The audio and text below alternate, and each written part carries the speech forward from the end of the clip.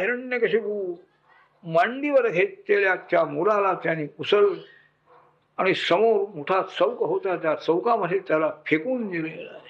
राक्षसानं आज्ञा केली, वध्यताम आश्रयम वध्या, राक्षसो याला ठार मारा म्हणा.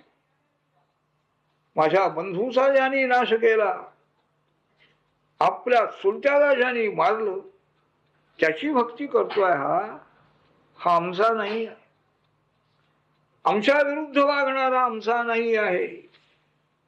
केवढा अहंकार आहे. पुत्र प्रेम आहे, पण पुत्रापेक्षा सुद्धा अहंकाराने व्याप्त झालेला मुलाचं प्रेम निघून गेलं. 5 वर्षाचं हे कार्ड आमच्या मनाची, आमच्या प्रेमाची याला जर कल्पना नाही तर आम्हालाही असे जळून नाही मारून टाकावे. सर्वही उपायैर हंतव्य, वाटेल ते उपाय करा.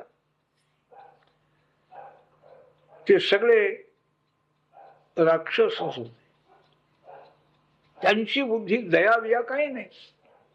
त्रिशूळ खड्ग, स्वामीची आज्ञा झाली. सगळे आणखी दैत्य धावत धावत आलेले आहेत. खाली पडलेला प्रल्हाद त्याच्या अंगावर शस्त्रप्रहार सारखे करतायत. गदा मारतायत, त्रिशूळ मारतायत, तलवार मारतायत. परंतु धर्मराज परे ब्रह्मणे अनिर्देशे भगवत्यखिलात्मने युक्तात्मने अफरा आसन अपुण्यस्येव सत्क्रिया.